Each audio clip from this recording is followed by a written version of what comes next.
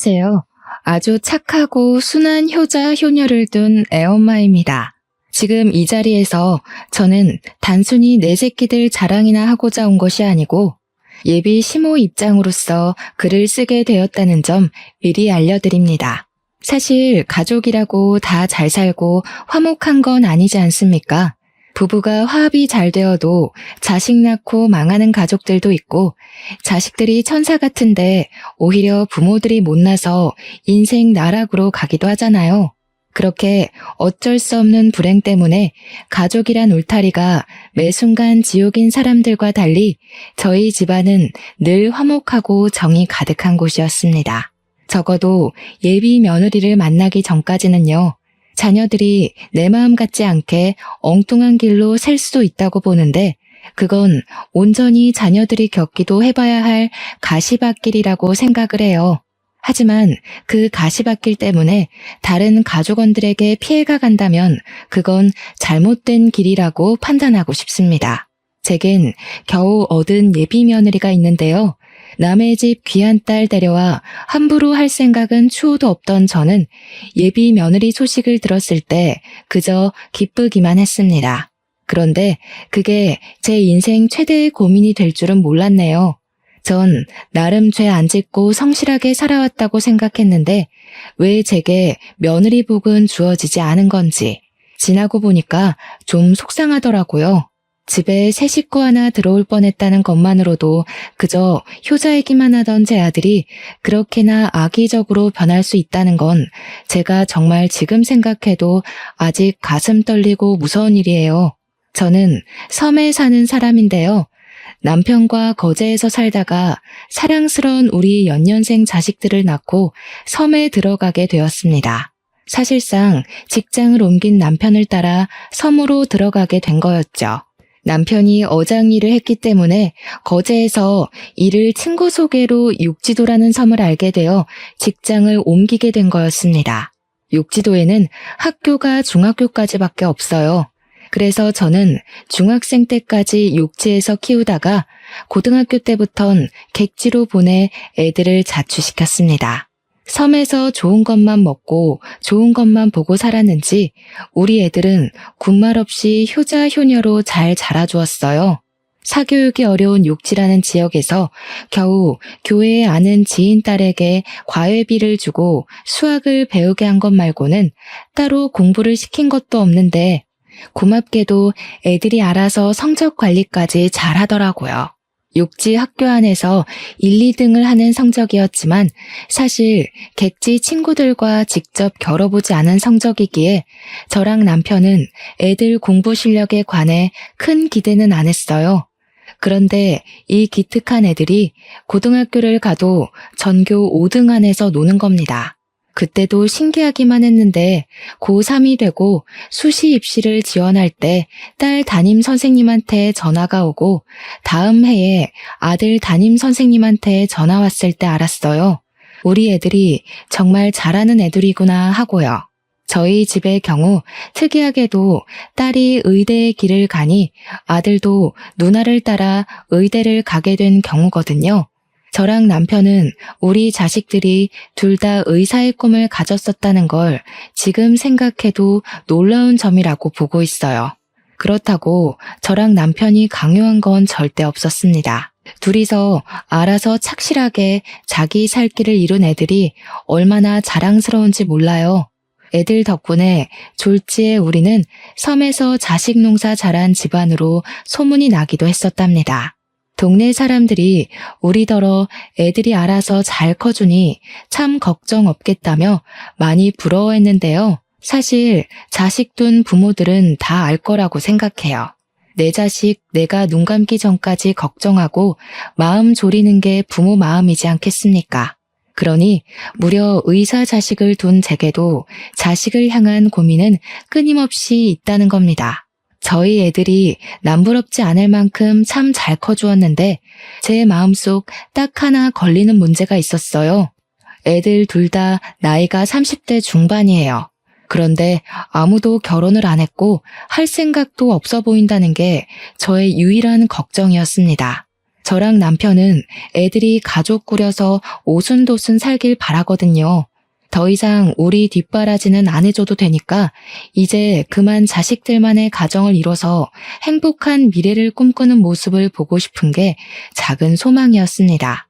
그런데 어떻게 된 게 둘은 똑같이 의사를 하더니 결혼에 관심이 없는 것마저 똑같을 수가 있는지 모르겠어요. 한 녀석이라도 가정을 만든다면 마음이 좀 놓이겠건만 애들은 영 직장일 말고는 관심이 없대요. 제가 한 번씩 애들한테 결혼 얘기를 슬쩍 언급하면 둘 다 하하 웃기만 할 뿐 전혀 이성을 만날 생각이 없어 보였습니다. 제 딸은 산부인과 의사이고 아들은 소아과 의사입니다. 그 말은 즉 가정 이룬 사람들을 빈번하게 만난다는 뜻이기도 하죠. 그렇게 예쁜 아기들을 보고 사이좋은 가족들을 보면서도 애들은 돌부처 마냥 그저 남의 일이라고만 생각하더라고요. 전혀 부럽지가 않대요. 남편은 애들 알아서 자라니까 그냥 자기 인생 알아서 살게 내버려두라고 하길래 입은 다물고 있었어요. 그렇다고 해서 아예 마음이 놓이지는 않았죠. 그렇게 나이 1살, 2살 먹어가던 중이었어요. 차츰 애들 결혼에 대한 기대를 체념하고 지냈는데 얼마 뒤 제게 깜짝 놀랄 만한 소식이 들어와요. 바로 우리 아들이 결혼하고 싶은 여자가 있다고 고백을 한 것이었어요. 우리 애들이 워낙 효심이 깊어서 주말에 바쁜 시간을 쪼개 매번 섬에 들리는데 한날 저녁 식사를 하면서 예비 며느리가 있다고 말을 해줬습니다.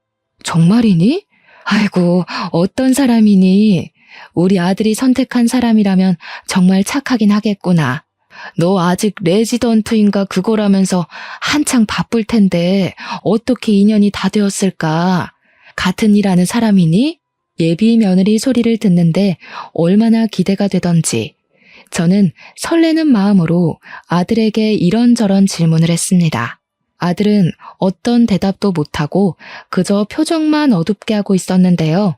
이상하게도 분위기가 뭔가 말해주길 망설이는 눈치였어요.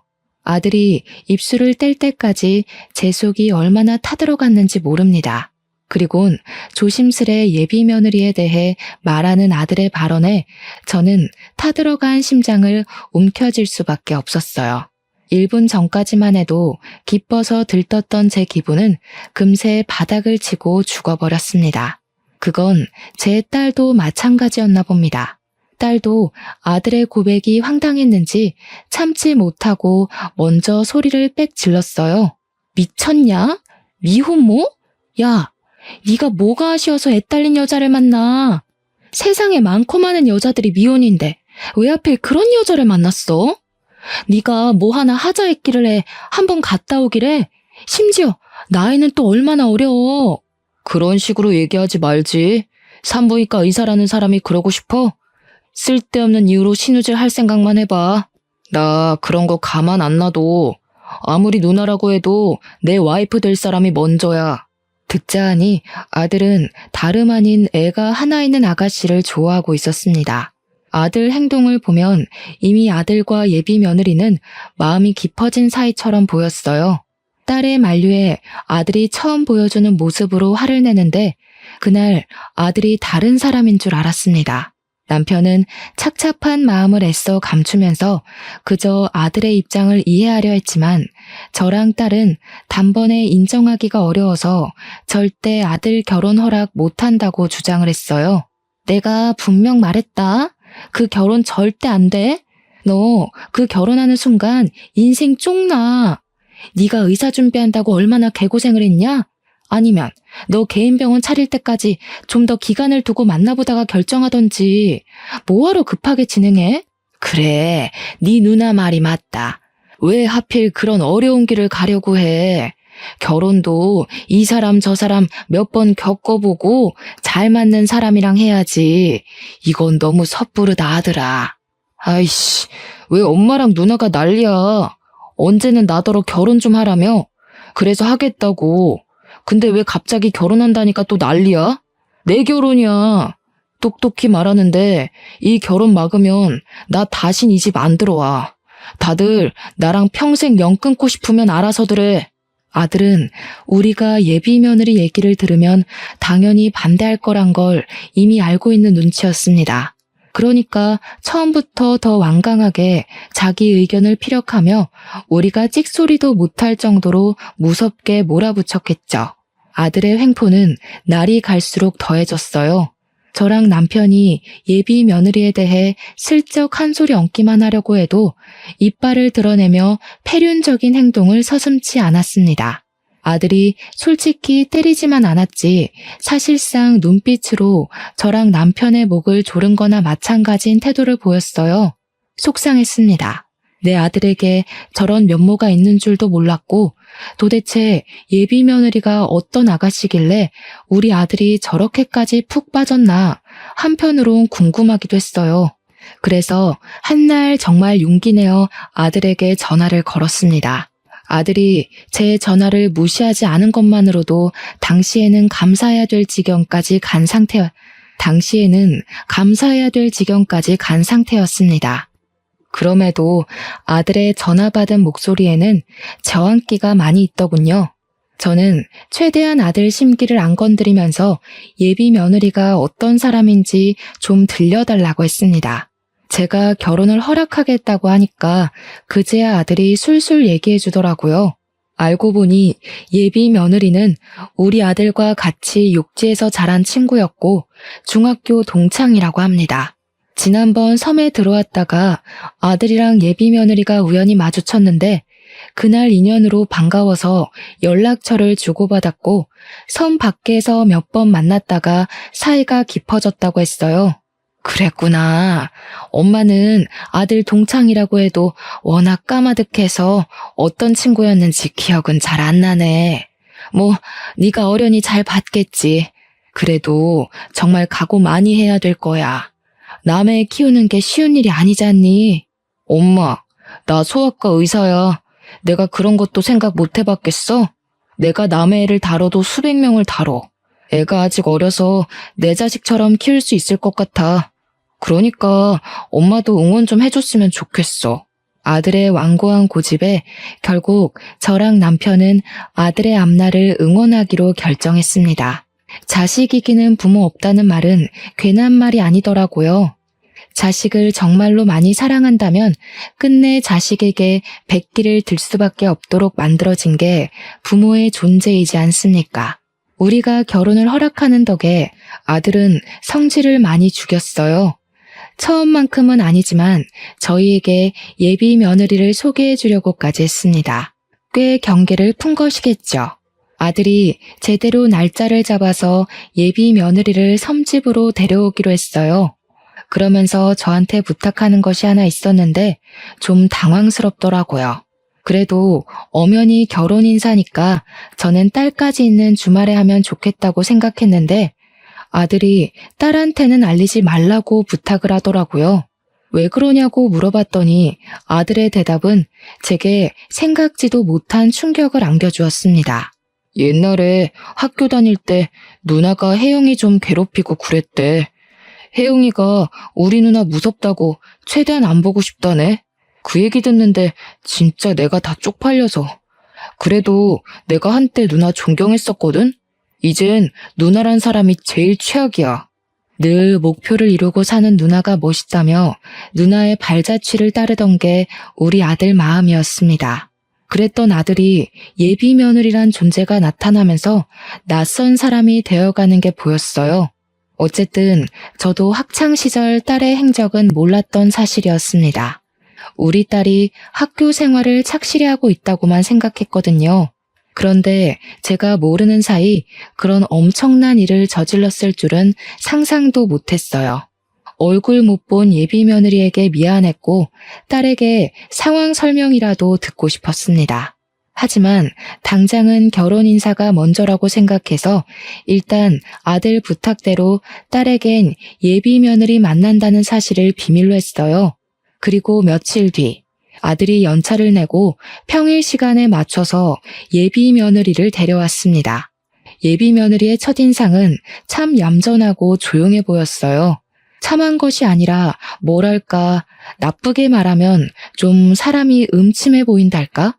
나름 어른 집에 온다고 신경 써서 머리를 묶었는데도 잔머리를 정리 안 해서 그런지 지저분해 보였고, 피부가 하얀 편인데 다크서클이 있어서 어딘가 우울하고 기운 빠져 보이는 상이었어요. 인상이라도 좋으면 어떻게든 예비 며느리를 고운 눈으로 봐주려고 했는데, 들어와서도 저랑 남편의 눈을 똑바로 못 쳐다보고 죄인처럼 바닥만 보고 있는 예비 며느리가 예뻐 보이진 않았습니다. 게다가 아들이랑 둘이 같이 들어오는데 아들 품에 예비 며느리 애로 보이는 아기가 안겨 있더라고요. 남의 자식을 안고 있는 아들의 모습을 상상은 했었지만 막상 직접 보니 또 한 번 심장이 철렁하는 거 아니겠습니까? 예비 며느리가 어떤 사람인지를 떠나서 고생길이 뻔히 보이는 저런 여자의 짝을 우리 아들이 자처해서 따라붙었잖아요. 엄마로서 제 아들이 남의 자식 때문에 고생할 생각을 하니까 도무지 마음이 안 좋더라고요. 고개를 왜 그렇게 숙이고 있나. 이렇게 힘든 결혼 마음 먹었으면 더 떳떳하고 당당하게 스스로를 어필해야지요. 그래야 우리가 아가씨 힘든 사정 어떻게든 이해해보고 어울리지 않겠어요? 그래서 아가씨는 부모님 있어요?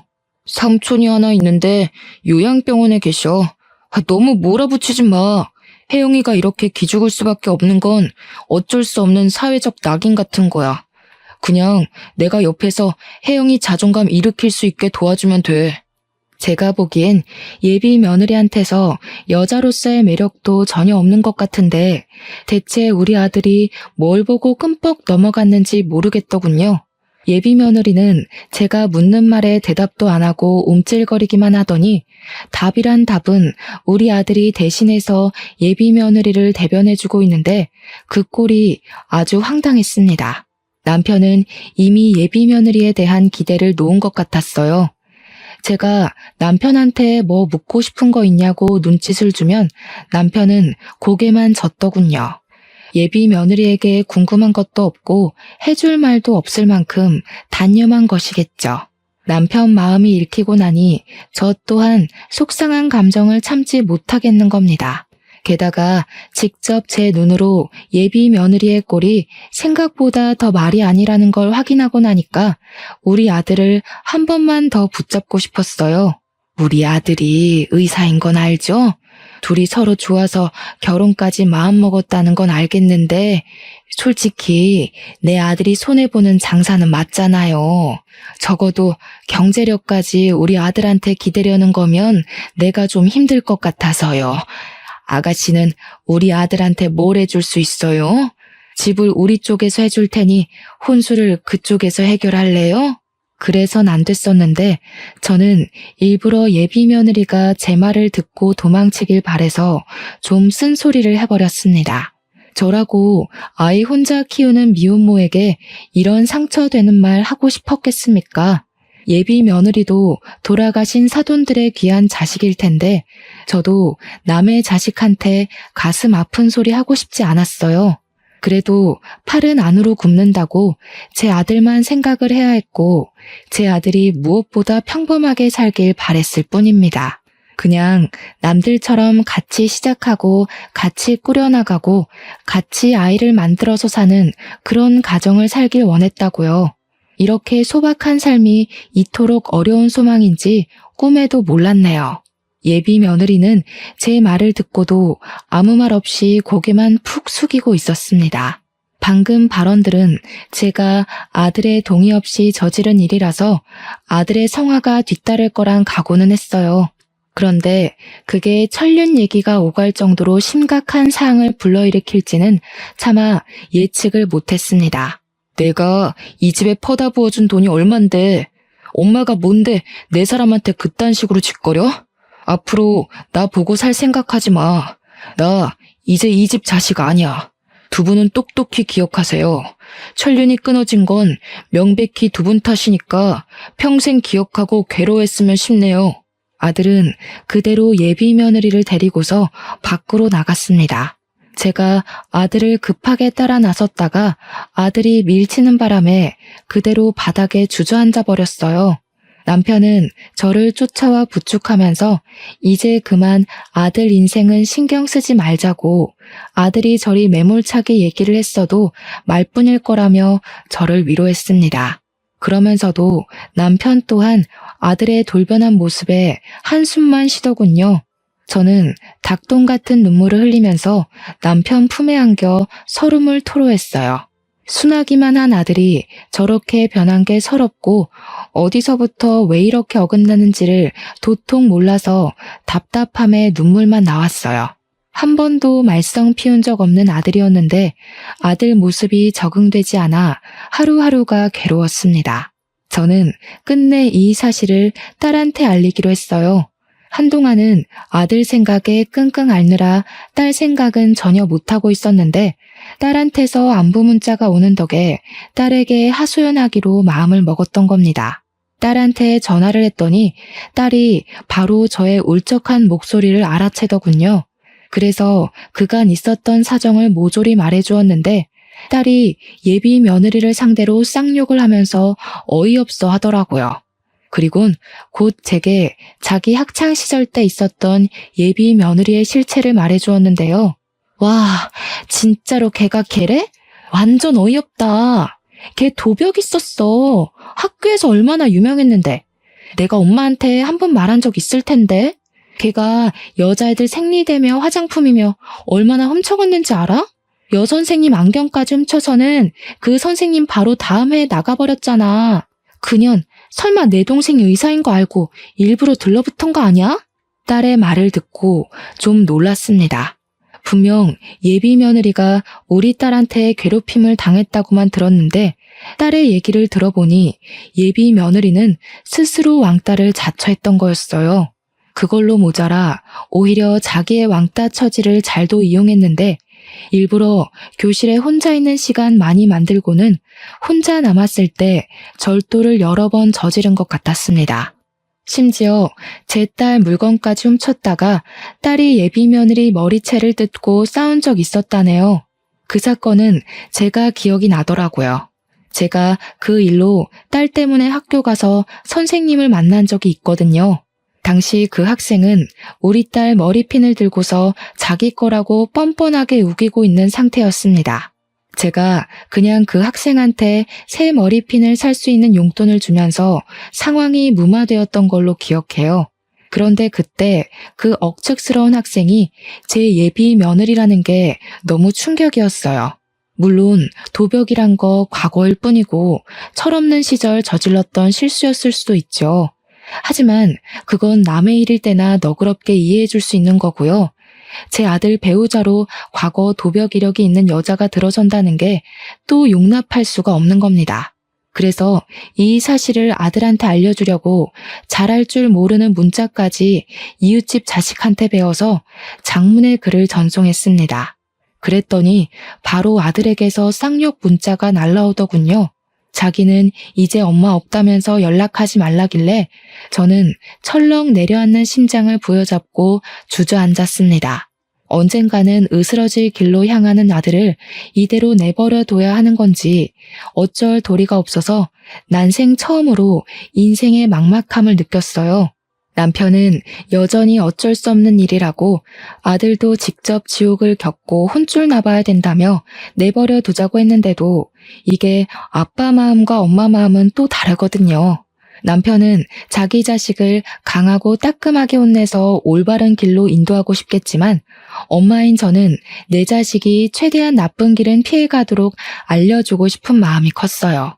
그렇게 며칠간 소가리를 한 끝에 저는 결국 남편에게 한 가지 부탁을 했습니다. 바로 아들 있는 객지로 좀 나갔다 오자는 마지막 몸부림이었죠. 남편도 아들 내버려 두라면서 신경 안 쓰는 척해도 속은 그게 아닌가 보더라고요. 아들 인생이 나락으로 가고 있는 게 뻔히 보이니까 마음에 걸렸는지 제 제안을 흔쾌히 수긍했습니다. 저는 아들이 아닌 딸한테 물어 아들 자취방 주소를 얻었어요. 당시 아들이 제 연락을 일절 무시했거든요. 딸은 처음엔 저희가 아들 집에 찾아가는 걸 말렸습니다. 아들이 지금 눈깔 돌아서 부모도 모른다고 이대로 갑자기 찾아가면 무슨 폐륜을 저지를지 모른다는 얘기였어요. 하지만 저는 그 정도는 감당할 수 있다는 생각으로 아들 집을 찾아간 겁니다. 이대로 일이 잘못되면 영영 우리 아들을 보고 살 수 없을지도 모를 것이고 결국 돌아올 수 없는 강을 건넌 아들의 밑바닥까지 확인하는 꼴만 되겠죠. 최악의 최악까지 예측을 했고 마음을 계속 다스렸습니다. 아들이 저희를 영원히 안 보고 살지언정 저는 아들에게 마지막 경고를 때려야 될 것 같았어요. 딸도 할 일 마치고 아들 집으로 바로 출발하겠다고 하더라고요. 저는 이번에 진짜 마지막으로 아들을 붙잡아 보고 정말 안 되면 아들을 놓아주기로 결단 내리며 아들이 지내고 있는 부산 집을 찾아갔습니다. 문전박대 당할 각오를 하고 초인종을 눌렀더니 안에서 갑자기 쿵쾅대며 난리가 났더라고요. 한참이나 별다른 기척 없다가 뒤늦게 문이 확 열렸는데 우리 아들 집에서 나온 사람은 아들이 아닌 예비 며느리였습니다. 예비 며느리도 문 열기 전 인터폰으로 저를 확인 안 하고 문을 연 건지 깜짝 놀라더라고요. 놀란 건 저도 마찬가지였어요.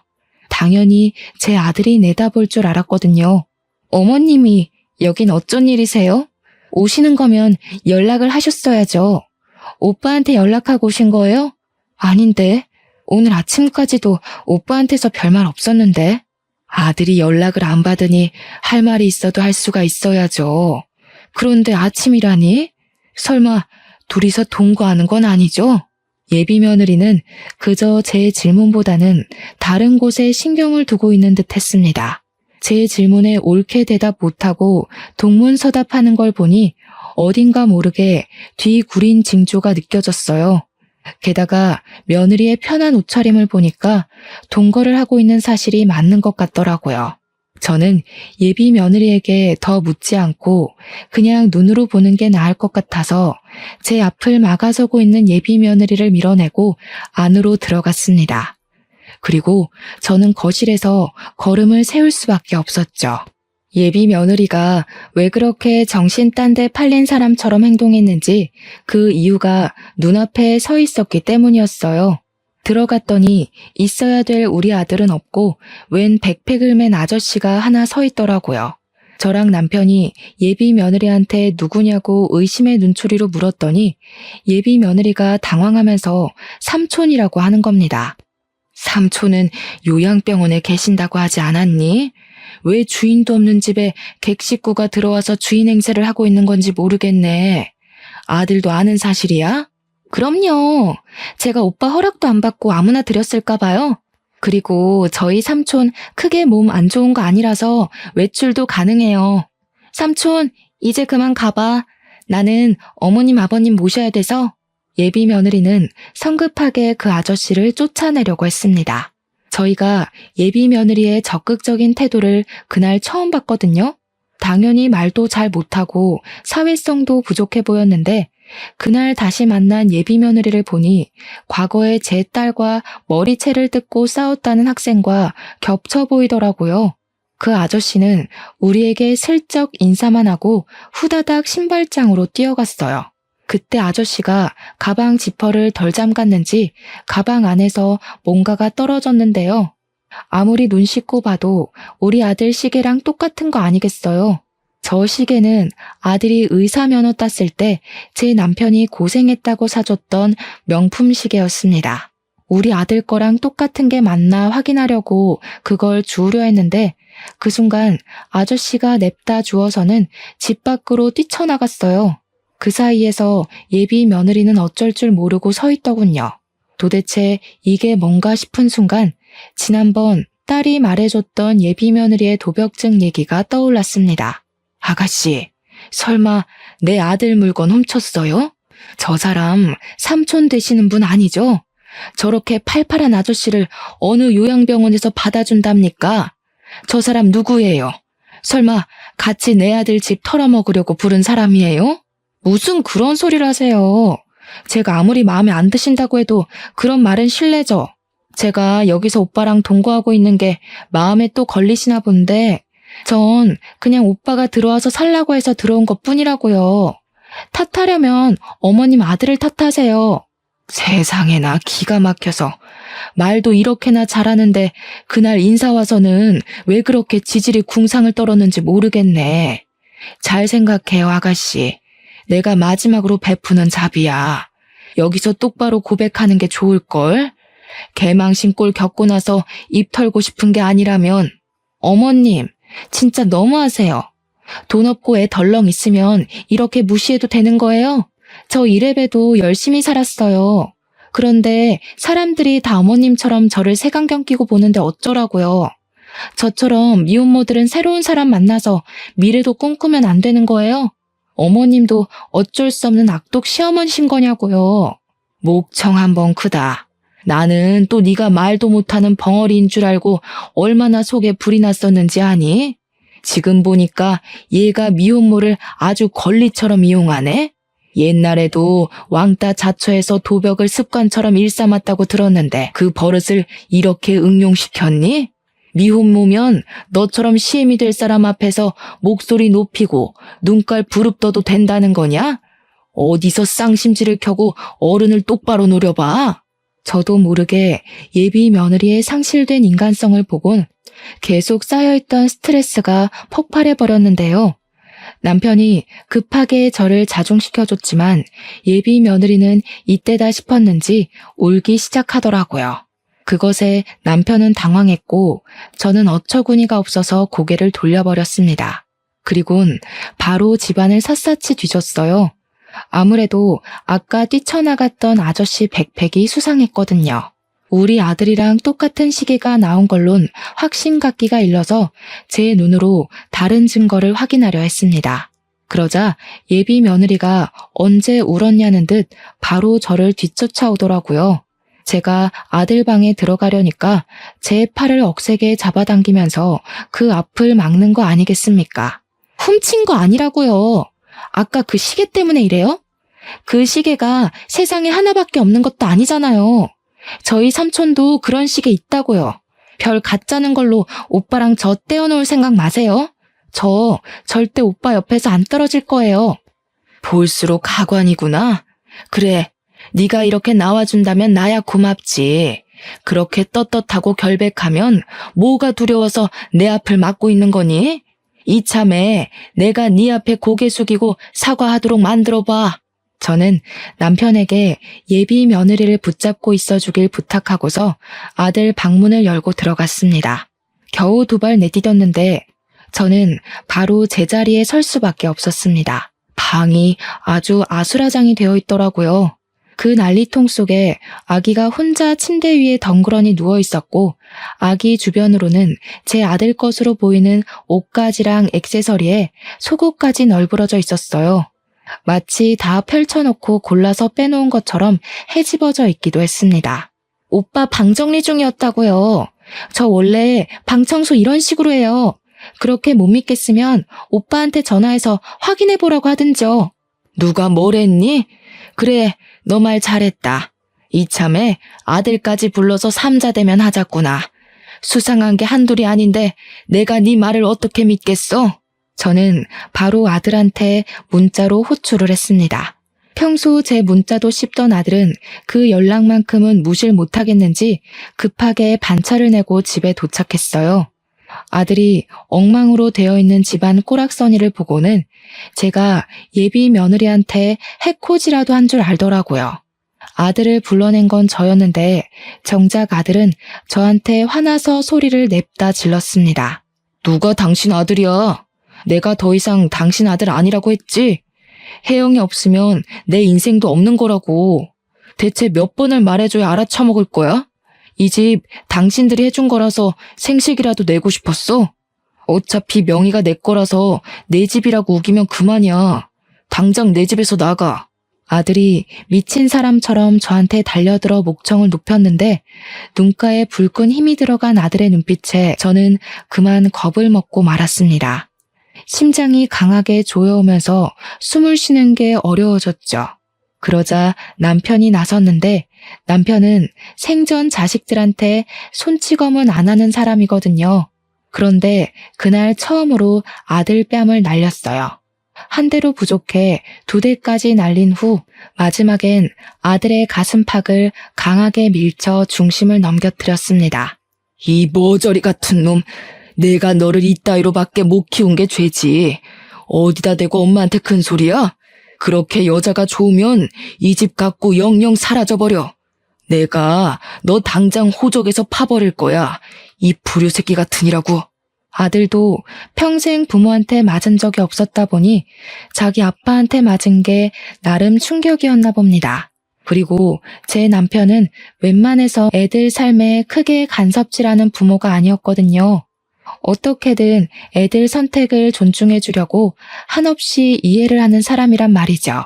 그런 아빠가 자기에게 손을 올렸으니 아들 되는 입장에서 얼마나 놀랐겠습니까? 저도 놀랐는걸요.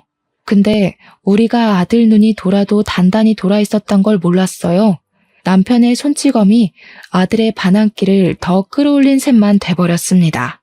벌떡 일어난 아들이 남편에게 무섭게 돌진해서 남편의 멱살을 잡았는데요. 한 대 칠 기세로 주먹까지 올리길래 제가 급하게 아들 팔을 붙잡으며 말렸습니다. 당연히 남자 2사람을 제 힘으로 감당하기가 벅차잖아요. 그래서 급한 불부터 끄기 위해 예비 며느리에게 도움을 청했거든요. 그런데 그때 제가 못 볼 꼴을 보고 말았지 뭡니까. 제가 예비 며느리에게 당장 와서 말리라고 소리치던 그 순간 예비 며느리의 표정이 너무 소름이었습니다. 그녀 얼굴에서 이미 내 아들은 자기한테 눈이 멀었으니 부모님 같은 거 안중에 없다는 확신을 담고 있는 모습이었어요.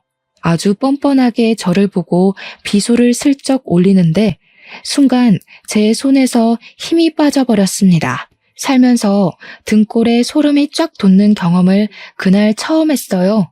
예비 며느리가 정말 사람처럼 안 보였죠.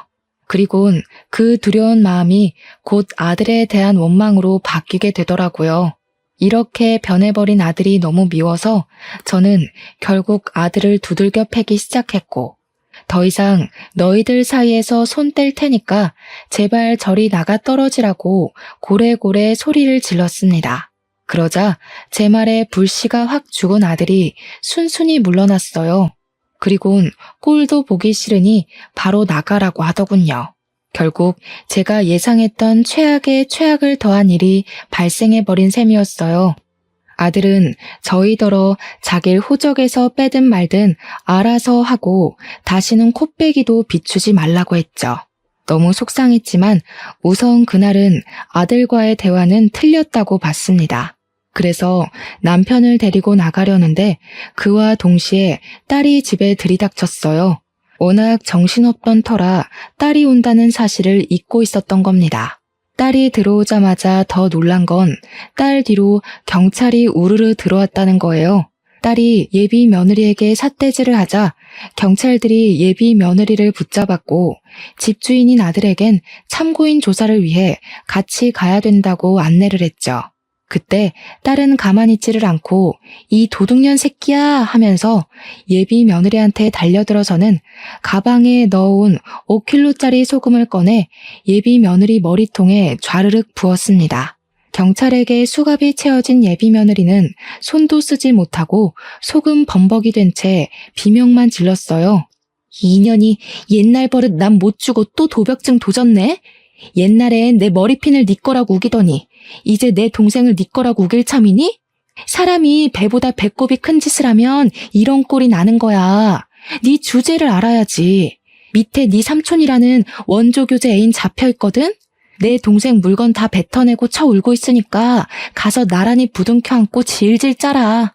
딸이 예비 며느리의 이마를 퍽퍽 밀면서 말을 하자 예비 며느리가 딸을 죽일 듯이 노려보면서 괴성을 내질렀습니다. 예비 며느리한테서 저런 악에 바친 고함이 나오는 게 또 놀랍고 무섭더라고요. 원래 조용한 녀석들이 미치면 더 겁나잖아요.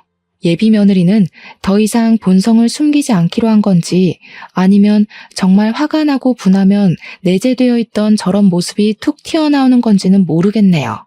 어쨌든 아들이 보는 앞인데도 더는 이미지 관리 없이 평소와는 이질적인 면모를 드러냈습니다. 나도 이깟 집안 진절머리 나서 결혼 같은 거 할 생각 없었어. 오빠 도장만 찾으면 나가려고 했다고. 아씨, 다 망했잖아. 아, 짜증나. 아, 이번엔 도장이었어? 나이가 먹으니까 스케일이 커졌다? 그럼 네 말은 내 동생한테 일부러 접근했다는 거네. 내 동생이 의사 됐다는 건 동네에 소문 퍼져서 이미 전해 들은 사실일 테고 나이 먹고 추하게 욕심만 날로 과해져서 어쩌냐? 그런 잔머리 굴릴 시간에 공부를 했으면 너도 의사 됐겠다 얘. 잘난 척 하지 마. 옛날부터 언니가 그런 식으로 거들먹거리는 게 재수없었어. 의사가 뭐 대수야? 그래봤자 나처럼 촌뜨기인 건 똑같은 처지면서. 이게 촌뜨기를 무시하네? 촌뜨기도 해내는 의사를 너는 못하고 도둑질만 해댔지 않아? 뭔 자신감으로 의사를 얕볼까? 촌뜨기 무시하려면 적어도 너처럼 상식 없이 손버릇 나쁜 애들한테나 해야 제대로 무시하는 거지. 어줍잖은 수준으로 우리 집안 무시하는 건 열등감밖에 안 된단다 이 도둑년아. 딸과 예비 며느리가 하는 대화에서는 예비 며느리의 인간성을 도드라지게 확인할 수 있는 증거 현장이나 다름없었습니다. 저희들 다 놀랐지만 무엇보다 아들이 심하게 충격 먹은 것 같았어요. 바짝 경직되어선 믿을 수 없다는 얼굴로 예비 며느리만 바라보더라고요. 저는 그 모습을 보고 아들이 완벽하게 정신을 차렸으면 해서 좀 더 쐐기를 박아야 할 것 같았어요.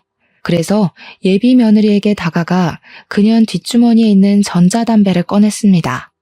우리 아들은 담배도 안 피우는데 명색의 악이 엄마라는 사람이 영 깡통이구나.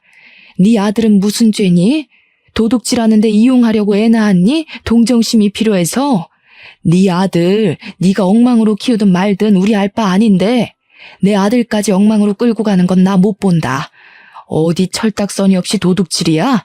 가서 콩밥 처먹으면서 반성해. 저는 전자담배를 예비 며느리 입에 쑤셔 넣어주고 경찰에게 그만 가봐도 좋다고 했습니다. 아들은 참고인으로 같이 동행하면서도 내내 얼이 빠져 있었어요. 아들이 돌아올 때까지 우리 식구는 전부 아들 집에서 잠자코 기다렸는데 아들이 다 늦은 밤이 되어도 귀가를 안 하는 겁니다. 혹시라도 우리에게 실수한 것 때문에 자책을 심하게 해서 엉뚱한 생각이라도 할까봐 갑자기 무섭더라고요.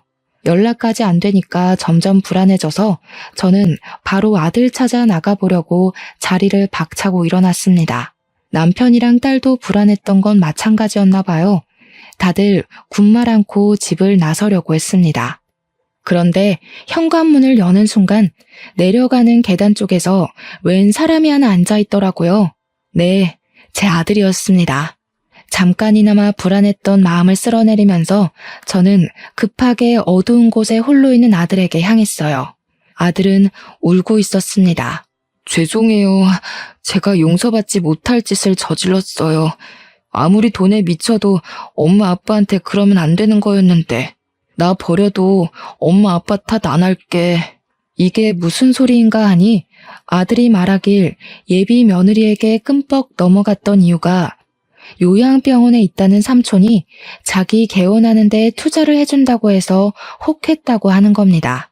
그런데 경찰서에서 조사를 하다가 알아낸 건데 이미 삼촌이란 존재는 돌아가시고 없었대요. 그러니까 결국은 제 아들을 깨어내기 위한 예비 며느리의 큰 그림이었던 거죠. 예비 며느리는 함께했던 원조교제 아저씨랑 나란히 절도죄 형량을 받고 구속 처리가 되었습니다. 모든 게 처리된 이후 아들은 우리에게 진심으로 사죄하고 고개를 숙였어요. 저희 식구는 아들의 잘잘못은 정확히 따져주었고 용서는 그 뒤에 받아주었습니다. 앞으로 미안한 만큼 가족한테 잘하면 되는 거라고 버리네 마네 소리 같은 건 하지 말라고 말이죠.